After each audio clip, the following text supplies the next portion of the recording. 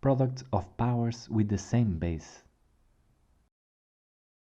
In the multiplication of powers with the same base and any value for the exponent, one can simply give the same base and add the exponents. Observe the following example.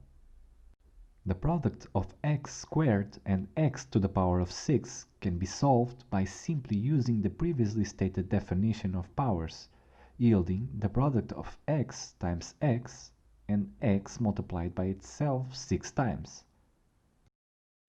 Using the property product of powers with the same base, one gives the same base x and add the exponents. 2 plus 6 will have the monomial x to the power of 8.